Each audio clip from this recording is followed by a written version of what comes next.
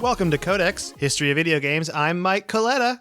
And I'm Tyler Osby. And today, I hope you like Samus Aran, because we're talking about Metroid. Yeah, we're going to get into it. This is Metroid Prime 2 Echoes. So I think this might be our last Metroid game talk for a little while, because we've been doing a lot of Metroid stuff. Yeah. And we're starting to get kind of to the end of the mainline series, too. We've got Other M, I guess, which is like a decade old now, so maybe it qualifies as old enough to be history. We may get to it at some point, especially because it was pretty controversial to fans of the series. But today, just want to talk about Metroid Prime 2 Echoes on the GameCube. Yeah, we can always come back to this later. Yeah. You know, we're doing it with Castlevania also. I'm going to come back later. So and we'll probably end up doing like a spin-off episode where we talk about the Prime Hunters series, because there's Prime Hunters on the Nintendo DS, and I think there was like one that came out on 3DS a year or so ago. And maybe we call Other M a spin-off. Anyway, we can that's get the to problem that point with these big game series like Pokemon. Yeah. We did a whole thing on Pokemon. I didn't even touch spin-off games. Oh my gosh, there are more spin-off games for so that many. than anything Mystery Dungeon, Snap. There's a new Snap coming out. So it just came out actually. I think it's out already, right? Yeah. I think it is, so it's so crazy. So we'll get to them eventually. One thing we can guarantee, we will never run out of content on this podcast. Yeah, that's a fact. So let's talk about Metroid Prime 2 Echoes. The developer of this game, we're getting into the grime facts here. Developer of Metroid Prime 2 Echoes was Retro Studios, same company that did the first one, published by Nintendo, first-person shooter. It came out on November 15th, 2004 for the Nintendo GameCube, and I did not grab the Wii release date. Metroid Prime 2 Wii release date, because it did come out on the Wii. It came out on the Wii Here it comes. Wow. Hold on. Did they just really let you down? Oh, that's the worst. When it lets you down. When the internet lets you down. We've all been there. We've all been there. Okay, so here we go. The Metroid Prime 2 came out in June of 2009 in Japan for the Wii, because it was released separately as part of their new Play Control series. But in other regions, North America, Europe, and Australia, it came out in August, September, and October of 2009, respectively. That's when the trilogy came out. So that was all three Metroid Prime games released at the same time on the Wii in 2009. You think that's the best way to play it now? Yes, I do think that's the best way to play it, and we'll get to there when we talk about this game towards the end. But that's the way to play it. There's a lot of reasons for that, and I'll talk about it in a minute. This game sold 800,000 copies worldwide, which is less than half of Metroid Prime 1. Yikes. Still not bad, though. I mean, 800K, that's pretty good. It won every Nintendo Power Award that it was nominated for, as Nintendo-published franchises tend to kind of have the edge in Nintendo Power. And I guess in general on Nintendo consoles, like Nintendo games tend to be the best games. So maybe that's not not even shady. I would say so far as to that's usually why people buy Nintendo systems. Like I own a Switch, so I can play Smash Brothers and Mario Kart and Mario games, and 100%. Yep, absolutely. The average time to complete from howlongtobeat.com, 17 and a half hours, which is really long for a Metroid game and is even longer than the first Prime game. Jeez. Yeah, and the Metacritic score for this game, which I was surprised by, was 92 out of 100, which is less than the first Prime, but still really, really good. I thought, like, when I was remembering this game, I didn't love it, and I'll talk about that when I get there too, but I remembered this game being less well-received than that, I guess. I thought it was like a mediocre game. Turns out it's still really good. Not quite the level of the first Prime, according to Metacritic, but like still a 92 out of 100. That's a good game by any objective measure. Yeah, right? Yeah, definitely. Yeah. So the reason that I had trouble with it was during like middle school and high school, for some reason, I had trouble with sequels. I really didn't get into Banjo-Tooie, despite loving Banjo-Kazooie. It still ranks on, depending on what day you ask me, Banjo-Kazooie is my number one favorite game of all time. I didn't really like Majora's Mask either, which again, Ocarina of Time, ask me any day, that might be my number one favorite game of all time. But I did go back and play Majora's Mask later, and I was like, this game is great. You just weren't feeling the number two. You were not into it. Yeah, I think it has to do with expectations, and when it's not, when there's a difference between playing a game for what it is and playing the game for what you thought it was going to be. And when a game is brand new, sometimes what you thought it was going to be can get in the way of just enjoying it for what it is. And I think that's what happened to me back in those days. I think I'm better about that nowadays. But yeah, I get that though. Yeah. So yeah, my gut instinct there was wrong. Metroid Prime 2 was widely regarded as a very, very good game. So I feel bad because I skipped it. So I'm adding it to my backlog because it seems like it's very much worth checking out. And Tyler will play it in 5 years. That's right, when I get to that point on my backlog. Yeah, right. Me too. Yeah. So Metroid Prime 2 is, unsurprisingly, the sequel to Metroid Prime 1. The first game did so well that Nintendo commissioned Retro Studios to make a sequel almost immediately after the release of the first game. It started with an early pitch by a designer named Tony Giovanni, who pitched a smaller game that was referred to at one point as Metroid Prime 1.5. But a lot of what was in that pitch, and you can read it, that pitch is on the Metroid Wikitroid. The entire pitch is there. It like a lot of what was in that pitch ended up making it into Metroid Prime 2, including competitive multiplayer, which we'll talk about. Whoa. Yeah. I did not know a Metroid game even had competitive multiplayer, so this is going to be Metroid Prime exciting. 2 does. There was a co-op mode pitch, but that did not make it into the final game. But like I said, you can check out that pitch on the Metroid Wiki. It is very cool. I mean, it's just cool that the whole pitch is there, I guess. Yeah. Yeah. So in an interview with IGN, senior producer Brian Walker talked about how they barely reused anything from the first game, including models, sound effects, visual effects, which is crazy to me because A, that Samus doesn't change all that much. B, the first game is beautiful. Why would you not just use the stuff you used before? Because it was all really, really good looking. Yeah. But I guess they just weren't satisfied with like bringing in the stuff they'd already done. They didn't want to just rehash it. So they decided to remake everything from scratch. Yeah, I imagine there's also a lot of pressure, too, of being like, okay, this first game was such a banger. We now have to, like, really go over the top, make everything new. Yeah. Like, and that's probably, that'd be my guess if they were thinking. Yeah, and part of me like commends the work ethic of like, oh, they decided to remake everything. That takes a lot of work. Like, congrats to you. On the other hand, I'm like, that seems kind of inefficient too. You know, like if you didn't need to remake it, why did you remake it? Yeah, but Samus's visor is probably the same, right? Yeah, you know? yeah. Her suit does look a little bit different. Her like main Varia suit. She gets a bunch of different suits in this, which all of course look different. But like all her guns, they look the same, but they look different in that like they're. I don't know if they look better. They just look a little bit different in like the shader effects or something, maybe is the word I'm looking for. I bet it, whatever they did it and it turned out all right for them in the end, I guess. Like they only took 2 years to make the game and it was a very good game. So I feel like that's pretty fast for like this era. 2 years. Yeah, that's a pretty good turnaround. This was starting to be the era of like yearly sequels too. Well, I guess we had some of that in the PlayStation era with like Crash Bandicoot and Spyro would have yearly sequels, but in the middle of this is the 6th generation, the GameCube, PlayStation, Xbox era. That's where we got your Ratchet and Clanks, your Jak and Daxters that had a sequel every single year, and Splinter Cell series had a sequel every year for 3 or 4 years in a row too. So we were starting to get these like really fast turnaround times between games. Like they were really starting to nail down the how to make a game process. So. Nintendo usually takes a little bit longer with their things, so 2 years is pretty good. Yeah. Pretty good. Yeah. That's a real good time. Like, yeah, I also like, this is like Call of Duty back and forth time too, right? Have we hit that yet? We're looking at 2004, so Call of Duty 2 wouldn't have been out yet. Yeah. A little early, okay. Yeah, a little early for the... I don't know how I feel about the whole year-to-year development thing. As a person like that enjoys Call of Duty games, I guess it's fine, but I would rather let them like. I don't think a year is long enough. Yeah, I think you need to have over a year, so then I don't feel like there's this FOMO aspect of it where I like have to get the newest game immediately. Yeah, you mean for you wish there was more than 1 year between releases. Yeah, I kind of wish I could like take more time with it.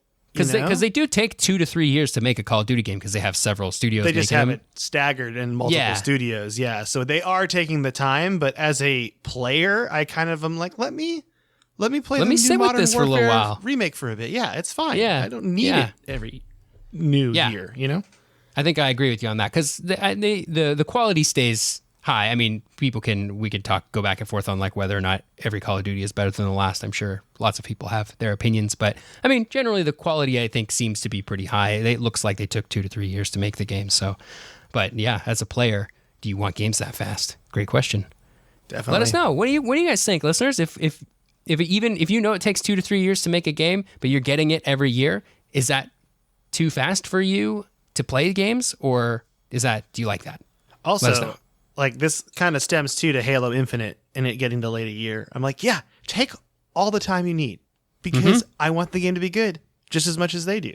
So if they delay it, I'm fine with it. Oh, you don't want to be another Cyberpunk, I'll tell you that much. That's like, a fact. Take your time. I'm fine with it. Yep, I fully agree. So back to Metroid Prime 2. The team did make a conscious effort to make the game a little bit more difficult than the first one, which is why some folks, including myself, maybe were a little bit turned off by it. So the team figured they'd already trained players how to use the new control scheme of Metroid Prime, because that game does not use, it's an FPS looking game. It does not use standard FPS controls that had been codified by Halo at that point. Like once Halo came out, the dual stick for FPS games was sort of it after that. Metroid Prime did not use that, so they sort of had to train players to use Metroid Prime's control scheme. So by Metroid Prime 2, they figured they'd trained everybody how to use the controls. They could make the game a little bit harder. The overall structure of the game takes inspiration from A Link to the Past, Zelda, in that there are two worlds. There's a dark world and a light world. Samus takes more damage in the dark world, at least until she gets some upgrades for her suit. And some of the weapons now have ammo resources, which is a fact that I distinctly remember being a huge turnoff for me when I played the first game. Because what I loved about the first Metroid Prime was none of the weapons had ammo. You just spam them forever. And when the light and the dark beam get introduced in Metroid Prime 2, they have an ammo resource. I think I could get over that now. But I remember being like, this is stupid back in the day. Yeah. So yeah, I could see that. Yeah. Frustrating me, I mean. Yeah. Do you have any games that you didn't like when they first came out, but then you come back to it later and loved it? Like I was talking about Majora's Mask earlier, where I came back to it 13 years after that game came out, played it, loved it, but really did not like it when I first rented it from a Blockbuster when it first came out.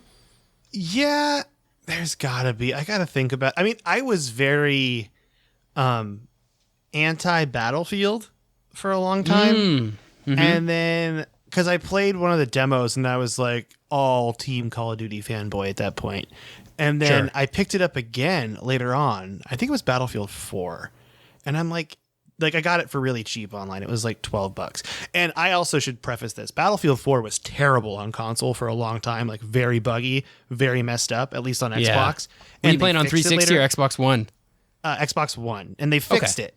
They fixed it after a while. But when I first played it, I was like, this game is trash. And I didn't I didn't own it. I played a demo version. But then I came back to it. I'm like, this is so good. Why did I think that? Because it's exactly what I wanted. It's a slower paced Call of Duty with a little more thought and the big team battles and the objectives. And it's just great. And I really like that, honestly. Yeah. So, yeah. And also, I guess kind of the new Star Wars Battlefront 2 and then Battlefront 1 also, the newer versions. Because I was a big original Battlefront fan. And those didn't impress me. And then I came back, I'm like, these are good games. Loot box shenanigans aside, these are good games. Yeah. Yeah. That's cool. Yeah. I'm sure there's more too. There's got to be more games that I just was not a fan of. And I came back to it. I'm like, oh yeah, that is really good. The Xbox 360 version of Battlefield 4 was real rough.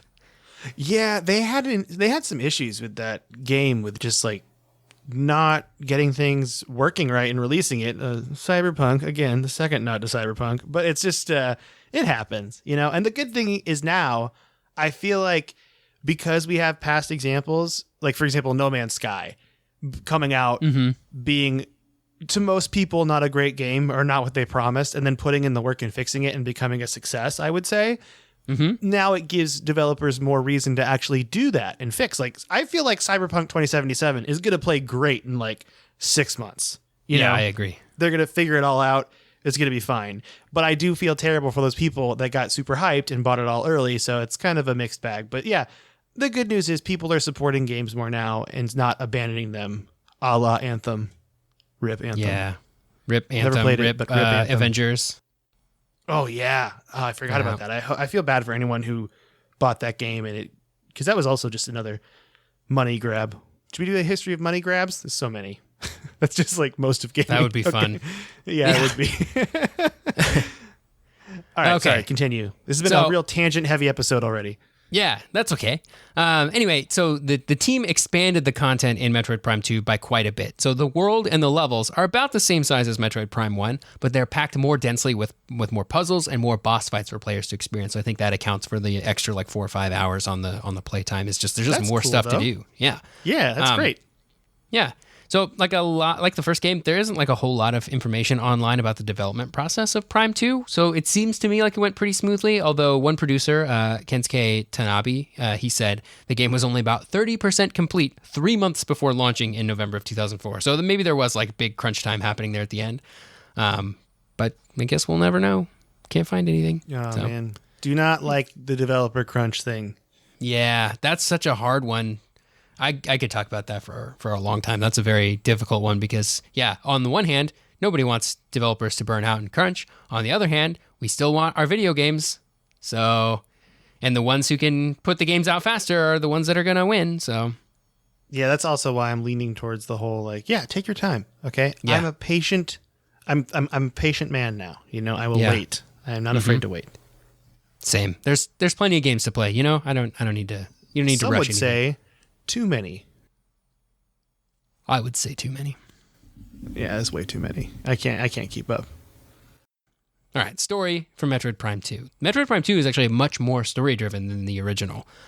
They packed in 20 times the amount of cutscenes as the first game, which makes sense because in Metroid Prime, you really don't talk to anybody else. You kind of there are monsters that you fight that don't speak. You scan your visor and you read ancient tablets of ancient wisdom, but there aren't any other real characters that Samus interacts with on a human level. But in Metroid Prime 2, you do interact with the Luminoth, which we'll talk about in a minute when we get a little bit deeper into the story. So there is a little bit more sort of dialogue going on there, which probably lends itself to having more cutscenes. So yeah, but what's a little bit strange about Metroid Prime 2 is that space pirates and Metroids are pretty downplayed. Space pirates kind of help kick the story off. Metroids really aren't in it at all, so it's kind of strange to call it a Metroid game considering those aren't in it. Yeah, what's a Metroid game without space pirates and Metroids? What? Yeah. Well, that was Nintendo's idea to make it a little bit less focused on those things. So what I'm going to do here is I want to summarize the story a little bit. I'm just going to read what it says on Wikipedia because this is just, it's crazy. So here's what Wikipedia says. Echoes takes place on a rogue planet. I had to look up what a rogue planet is. Are you familiar with a rogue planet, Mike? Is a rogue planet a planet that does not orbit a star? Yes. That would make that was my hunch. I did click on the Wikipedia though, to be fully honest with you. I read ahead and I was like, you know what, I should look this up because I want to sound smart. I want to sound smart on my own podcast. I want to be right one time on my own podcast. So yeah, there's a rogue planet in the Dasha region. This planet is called Aether, and it is inhabited by a race called the Luminoth. The Luminoth lived peacefully, protecting the planet's pure natural energy, which they call the light of Aether.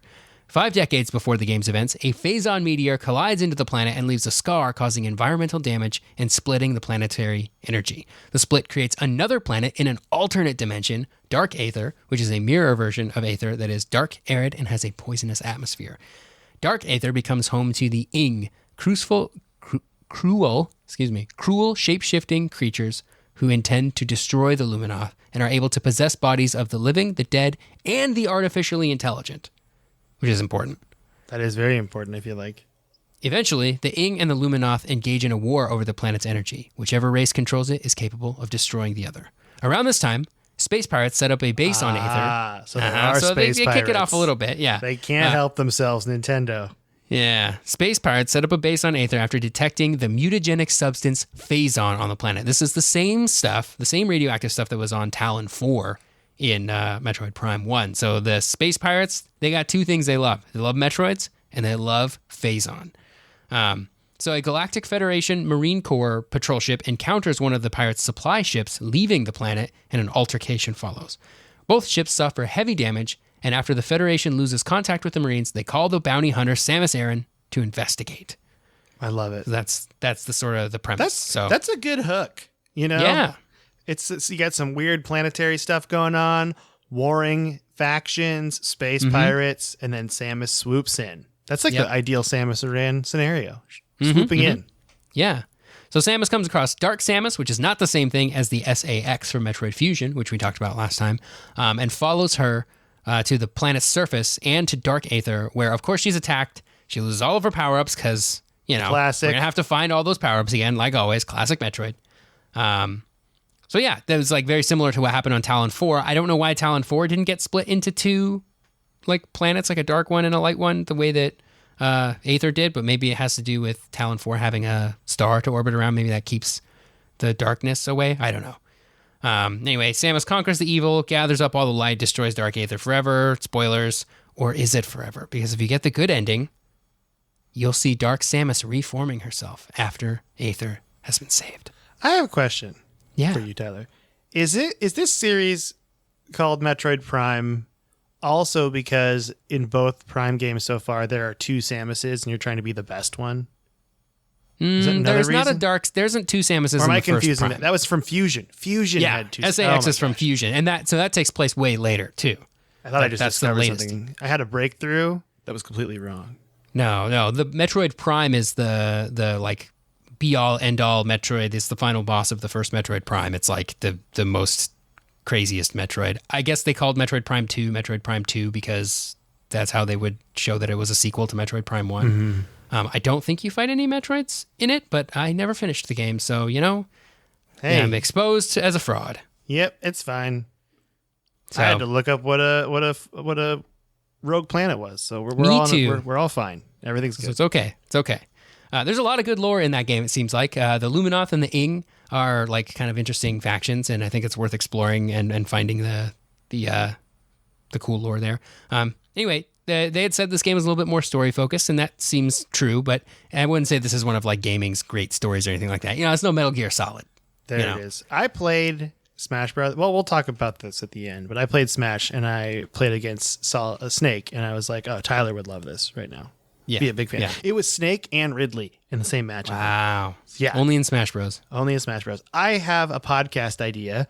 When we get to a point where we can start demanding famous guests, so probably like, I don't know, a couple weeks from now, we should get Neil deGrasse Tyson on here and do the summaries of the sci-fi weird planet stuff and see if there's any of it could actually happen. Like, be like, fun. Hey, if a rogue planet gets hit by a meteor, specifically a phazon meteor, that's probably not even a real thing, would it split in two and make a dark zone? Oh, man, Neil deGrasse Tyson would be like, well, if it's an matter-antimatter meteor, then you could conceivably split. I bet he's got a way that he can make this work. I'm like, will it make an upside down made of dark aether? Will it, Neil? Come on, Neil, tell me. Come on, Neil, tell me, will it? Because he does that with movies, where he'll take a movie and be like, this is why this thing in, what was the one with Sandra Bullock where they're in orbit and then she's just floating along in space. Gravity. Yeah, Gravity. And he just like poo-pooed the movie. I want to hear him poo-poo some hilarious, weird sci-fi plots from sci-fi games. Yep. You want to talk about the gameplay for Metroid Prime 2? I always do. I always do. So the gameplay here, very similar to the first Metroid Prime. The controls are the same. You got the same kind of Z targeting inspired lock-on system from the first game. Firing weapons still feels cool, just as it always did. It's basically all the same, except for some of the weapons have ammo restrictions now, which was not the case in the first Metroid Prime. You did have ammo restrictions on your super bombs and your missiles in the first Metroid Prime, but not for any of your laser beams. In this one, the dark and light beams do have ammo resources. Samus does need to find all of her old upgrades again from the first game, so you have to find all of those again. But Metroid Prime 2 did add a bunch of new upgrades and also brought some upgrades from games that didn't make it into Prime 2 and made them a little bit more useful for Metroid Prime. So we'll talk about those, because if you want to know about the old ones, you can go to our Metroid Prime episode. But some of the that's some good plugging, Tyler, referencing yourself. That's good. That's good podcasting right there. Yeah. The new things Samus finds: 1, the Dark Suit, which is one of the first upgrades. This one keeps her safer when she's in the Dark World. Normally, the Dark World will drain Samus's health over time if you're not in these little like light bubbles. When you get the Dark Suit, you take a lot less damage from the world. It's a cool suit. It's really dark. Her pauldrons on her shoulders are a little bit more cylindrical than spherical, I think, which makes it look different than any of the suits from Metroid Prime. It has a similar color scheme to the Phazon suit from Prime 1, which is cool. I kind of like that callback. So that's like one of the first things she comes across that makes the dark world not so terrible. Another thing she gets, Gravity Boost, which is technically a new item, but really it just does the same thing that the Gravity suit does in the other game, which makes movement in water a lot easier and more like movement when you're not in water. It's just not a separate suit in this game. It's just an upgrade. She gets the Seeker Launcher, which allows her to fire 5 separate missiles at 5 separate enemies. Ooh, it's like the whistling sparrow things from Mandalorian. What do they call them? Look a lot like that, right? Yeah, I think so. Yeah, that's neat. I don't think they're called sparrows, but they're whistling something, I think. Something, yeah. She also gets the Dark Burst, which is an optional upgrade. It's an upgrade that lets Samus shoot super dark missiles. It uses 30 dark ammo and 5 missiles, and it's just a big old dark burst shot.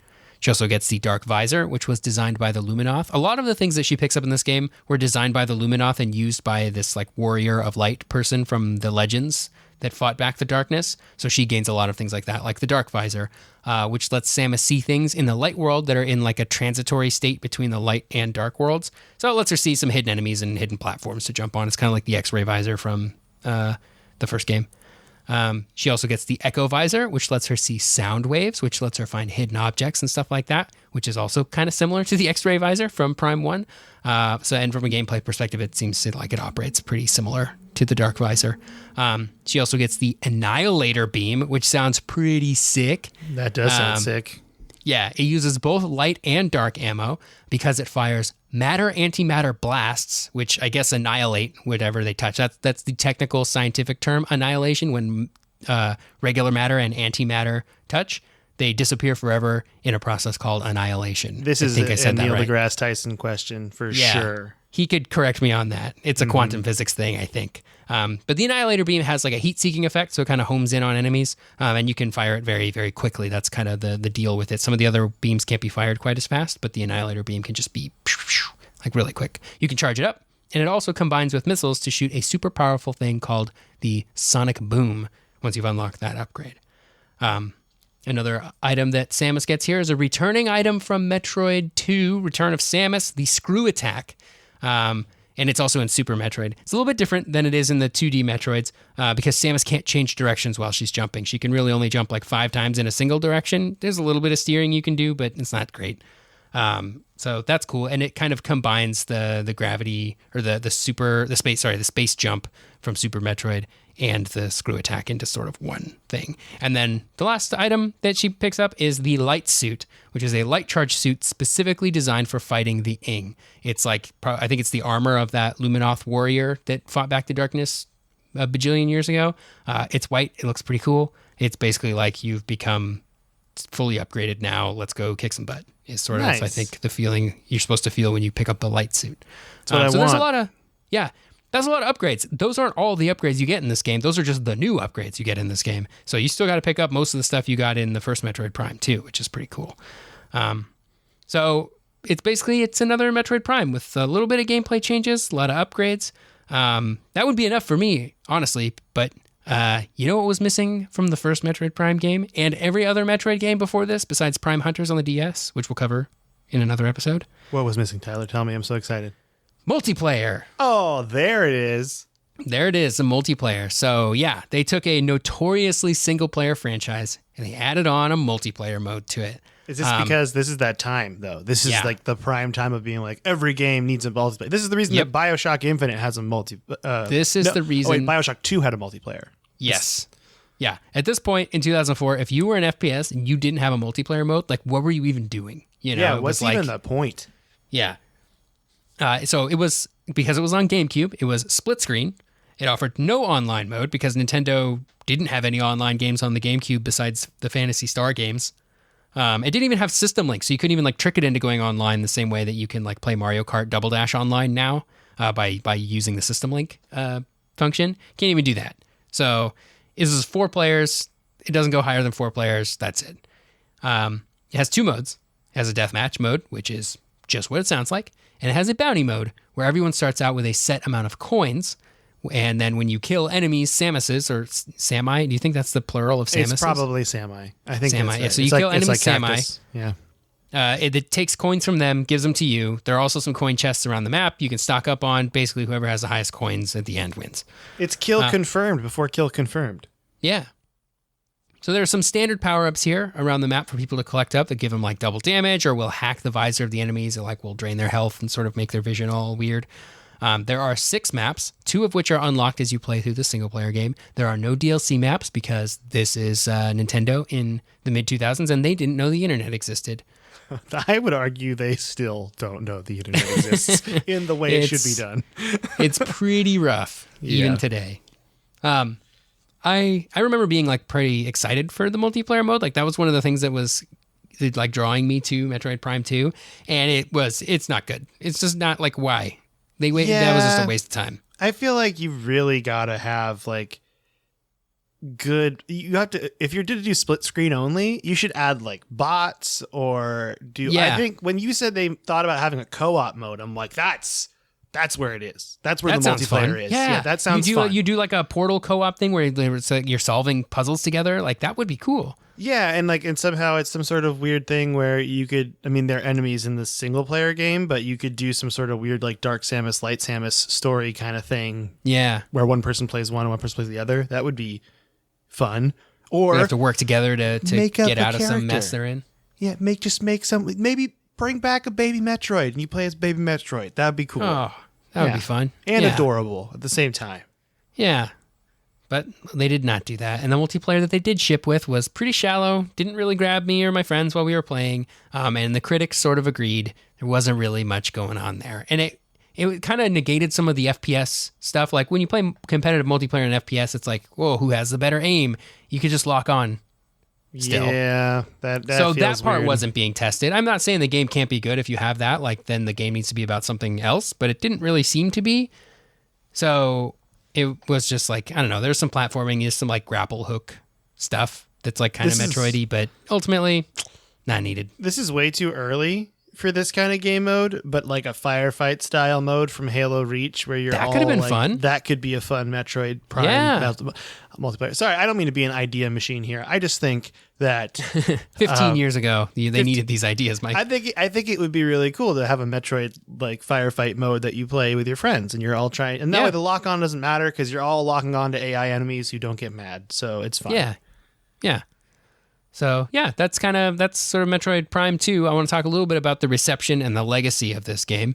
So this game, like the one before it, very well received. Despite the multiplayer being hot garbage, the main game, pretty good. 92 on Metacritic, always worth checking out. And if you like the first Metroid Prime, seems like there's like more here for you to love. It's more Metroid Prime.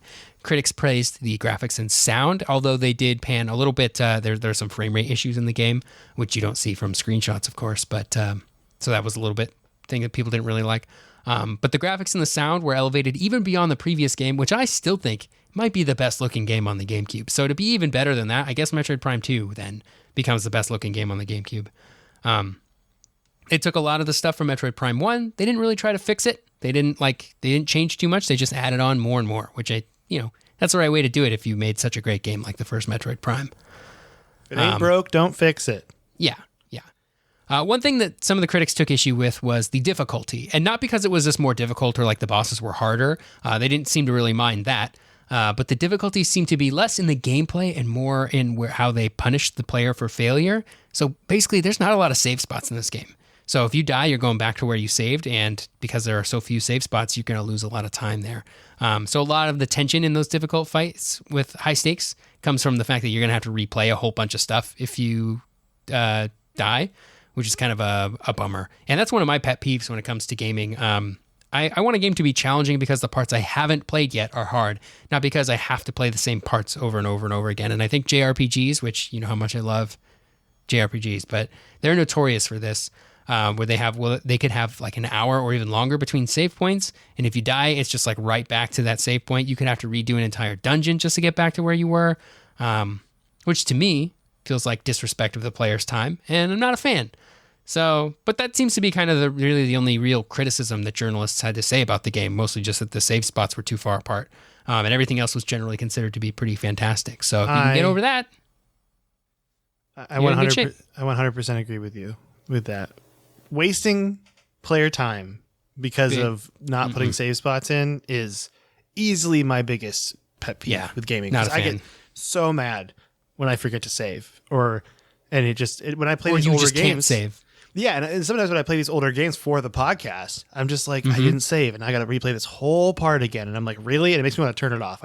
No more fun is had after that point. Yep, I am the same way. So yeah, let's talk about before we get into some emails and some what you've been playing. We'll talk about the legacy of the game here, which, in my opinion, hot take, I think this game is very good and high quality. I don't think it left a lasting impression on the gaming industry the same way that the first one did. Which is okay. That doesn't mean it's a bad game, but hot take, the industry would not be any different today without Metroid Prime 2 Echoes. And if anybody wants to disagree with me, I would love to hear it, because I'm sure there are plenty of you who know way more about this game than I do, and if you can say, this thing in Metroid Prime 2, it showed up in every Halo game after Metroid Prime 2, that sounds great. I would love to hear what that thing is. If you want to fist fight Tyler over Metroid Prime 2 Echoes, email us at codexhistorypodcast@gmail.com. Yeah. So yeah, I do have to say though that like reading up on this game and poking around here, it has really wanted me to give it like a real chance again, to go back to it and try it again. I think I might be able to get into it a bit more this time around, just because like it's one of those, like we talked about earlier, like playing it for what it is and not for what I wanted it to be. I think I could probably get into it. Unless the lack of save points bothers me. That's the thing that probably could get to me, turn me off a little bit. I would play my original GameCube copy, except I don't know if I've told the story on the podcast before, but I loaned it to someone in high school and then they moved away. So I don't have a copy of this game. That's one of the rules of this podcast. Never lend friends video games. This is how I lost my Game Boy Color. This is how you lost Metroid Prime 2. Yep. That's an official rule. Put it in writing, somebody. The rules of Codex: never lend someone a video game. Just don't do it. Don't do it. Everyone's gonna have a bad time. Yep. So I don't have a copy of this game, but that's okay though, because the best way to play this game isn't with an original GameCube copy anyway. It's with the trilogy version that released with the Wii on the Wii in 2009, which also contains Metroid Prime 1 and 3. So you get to play all three of these excellent games. On the Wii, the game has been adapted to widescreen displays, which I think is huge when it comes to playing older games. Like if they have to be letterboxed into like 4:3, it's an immediate kind of, it's not a deal breaker, but it is an immediate like, ooh, this feels bad. Yeah. Especially for like 3D games. But Metroid Prime 2 and the first one have been remastered for widescreen on the Wii. And the Wii controls are an upgrade too, I think, because they retain the lock-on functionality from the original, but you can also have a little bit of ability to manually aim too. But otherwise, they're the same. Playing it on the Wii is the same as the GameCube, so I think it's just a straight upgrade. Playing it on an emulator might get you like higher rendering resolution, and I bet this game looks awesome in 4K, so that's probably how I'm going to try to do it. Nice. In an emulator in 4K after legally buying a copy of this game, of course. Obviously. Right. We because always we don't encourage condone piracy. Legal copies. Go to the video game store, get a legal copy every time. So, Mike, what you been playing this week?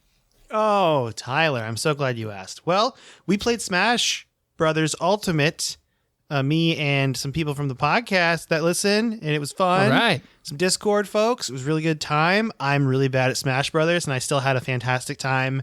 And we all played random characters, and I think that was the way to go, because I got to play like everybody that I had unlocked so far, which is not a lot, like 11 characters. Nice. And it was still super fun. The stages are ridiculous, and I love them so much. Like, I was like, there's a Game Boy stage where you're like in a Game Boy screen and it moves.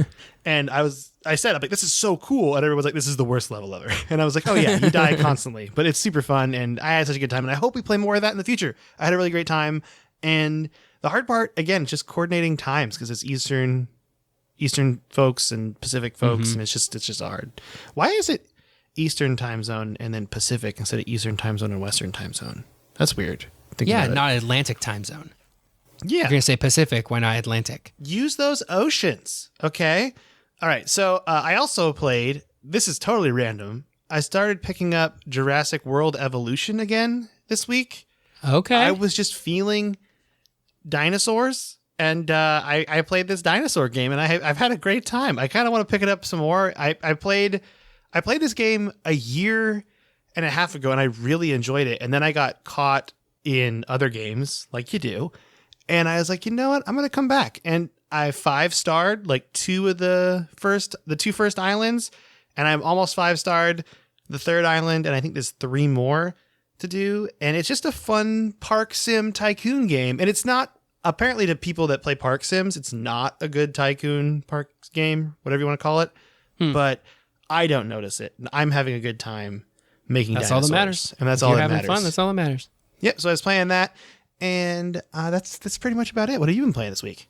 Well, I'm still working my way through Persona 5 Strikers. I beat that boss that I was kind of stuck on the last boss of the third dungeon. So now I'm on some storyline stuff, which is pretty cool. I haven't really played much else besides that because I've been, in my other spare time, I've been working on a coding project, learning a little bit of programming on the side, just for funsies. I have a project idea I wanted to work on. So that's what I've been doing in some what would normally be my video game time. I did receive today in the mail. I'm sure there's somebody out here who will be happy to hear this, but I ordered several months ago on Indiegogo. I put in for a device called a GPD Win 3, which is basically a PC, but in like a Switch kind of form factor. And the idea is that you play PC games on this Switch-sized device portably. It's about the same size as a Switch, probably twice as thick though. And the fan is really, really loud. But I got that today, so I spent all day loading it up with games. And I'm going to give them a try. Some of the stuff I played preliminary ran pretty well. Persona 5 Strikers ran pretty well. I played a little bit of Halo Master Chief Collection on there. It didn't run as well as I had hoped it would, so I'm going to see if maybe there's some settings I can tweak. The idea here is that it will play any game, just probably have to turn the settings down to low. So I'm confused. Does it run Windows? It does, yeah. So you just get Steam, and you're just putting games on like normal. Yep, just putting games on there. Basically, it's one of those like... the laptops are like Ultrabooks that run like the Intel integrated graphics, but they have really good processors and they're like super thin laptops. Those are the kinds of laptops people buy today. It's basically one of those, but the screen is only 5.5 inches, 720p. It's a very small screen. And so it's basically one of those laptops, but in like just a different kind of form factor. And it's got like a controller setup, like analog sticks? Yeah, buttons? Like analog sticks on the side and your standard buttons. It's all wired in as if it were an Xbox controller. And the screen slides up like one of those old T-Mobile sidekicks, kind of. It doesn't do the spin thing, but it slides up. And there's like a terrible keyboard underneath, which is kind of cool. Nice. So yeah, I'm looking forward to messing around with that a little bit more and playing some games on it. I did load up Jedi Fallen Order to see how well it would run. Ran really well, which I'm probably still not going to play it, but I was very surprised at how well it ran. I was waiting for it. I was like, he's not going to keep playing it, but he just wants to try it for his settings. I just wanted to see how well it would run, because it's a beautiful game. You are the most PC gamer I've ever met, too. I ran it for the settings. Yeah, I spend more time tweaking my games than actually playing them when it comes to PC gaming. I love that. I love the process. I love the tinkering. I think the tinkering's like half the fun of PC gaming, 100%. Yeah. So that's awesome.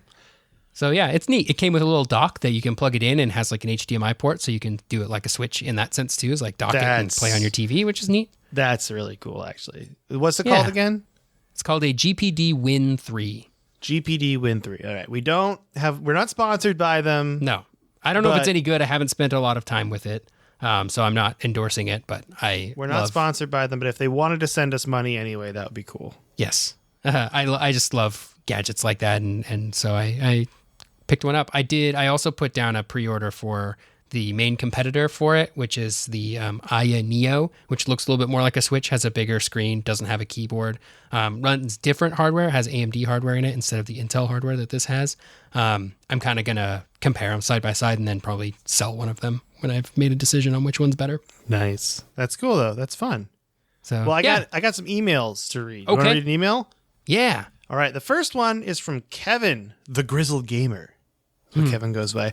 Old listener, first time email. Hey, Tyler and Mike. First time email coming to y'all from Kevin on the eastern shore of Maryland. And in parentheses, it says the good part of Maryland. I didn't know there was a good and bad part of Maryland. I didn't either. Never been. Learned everything new tonight. Okay. I'm somewhat of one of the, quote, old guy gamers who absolutely loves the pod. I started gaming way back on the Atari 2600 and can actually remember the very first time I played NES and was completely blown away. After that, it was always a pastime of mine, whether it was moving up to the Genesis and Super NES. We had both because I have two brothers and they always fought over which system was better, but that's neither here nor there. I've really enjoyed the nostalgia that the pod has brought me back to all the games I grew up on and some I didn't even know about. That's great to hear. I'm currently a glutton for Skyrim, where I simply start the new game over simply for the sake of it.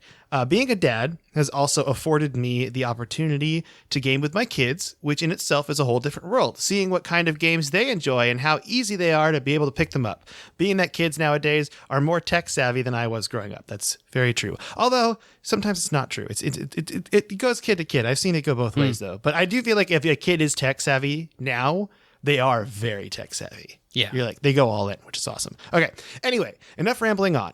I just want to tell you guys to keep up the great work and the episodes coming. I'm a truck driver, so listening to the new episodes and bringing the old ones is a great way for me. Binging the old ones is a great way for me to enjoy my days behind the wheel. Lastly, this is it, Tyler. This is important. I believe it was episode 139 where a listener posed the question to you guys, what video game library you would like to play in its entirety to then be able to play your game of choice for all eternity? And Mike said the N64 library. And while it is a good answer, the major flaw in his plan would be he would have to play Superman 64 to completion.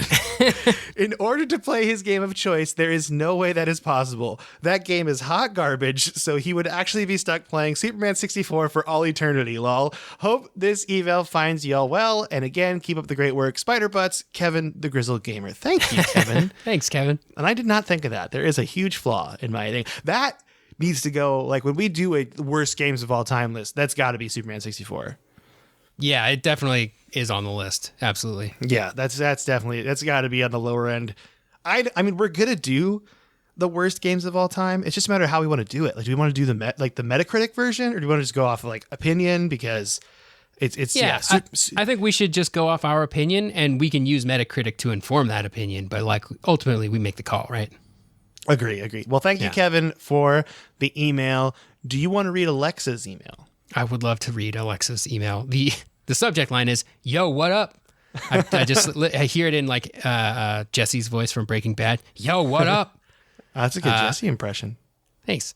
Fantasizing time. If you guys had the chance to meet any single game developer or producer and you got to play a game of your choosing with them, who would you meet with? Mike, I think we have the same answer. We do have the same answer.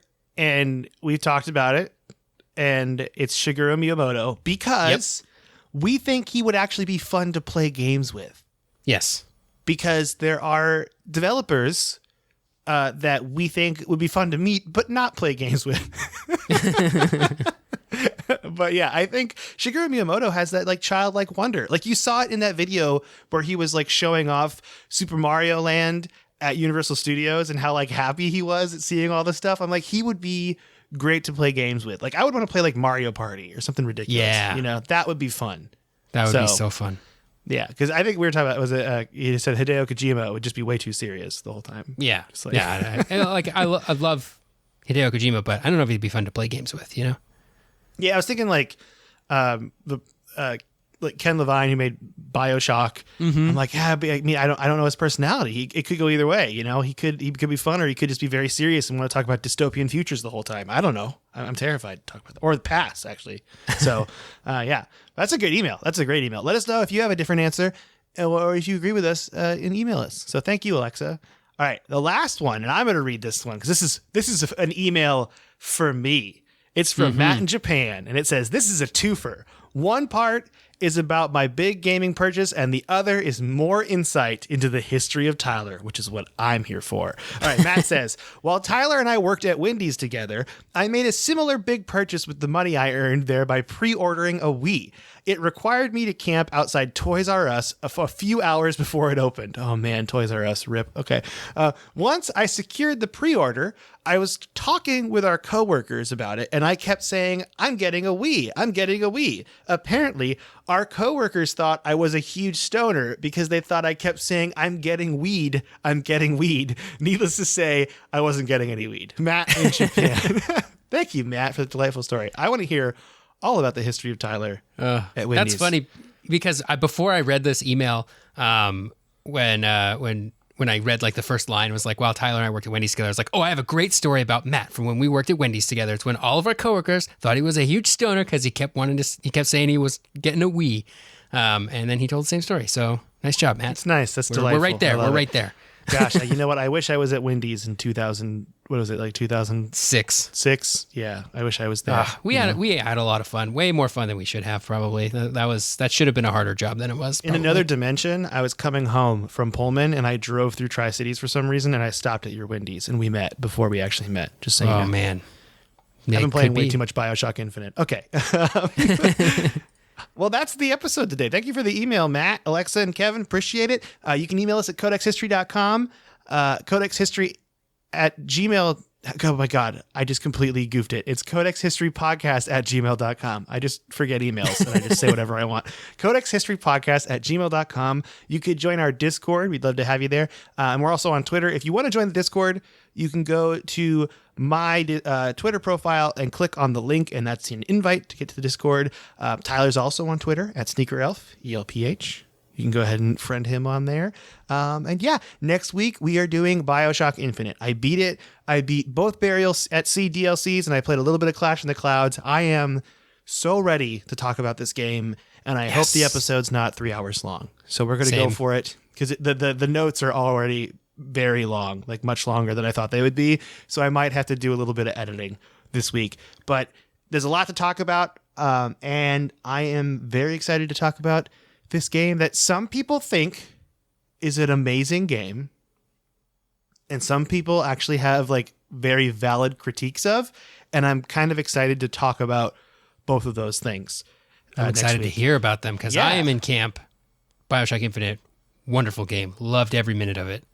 But I know there are some pretty good criticisms of it that I'm excited to hear about. Yeah. It's I've been watching a lot of YouTube videos and I've been reading up on some stuff, and I think I fall somewhere in the middle, but we'll talk about it more. I'm sure that opinion can change in a week too, but I'll talk about it more next week. And thank you so much for listening. And you want to say bye to everybody? Yeah. Goodbye, Tyler. I didn't even say the Tyler part.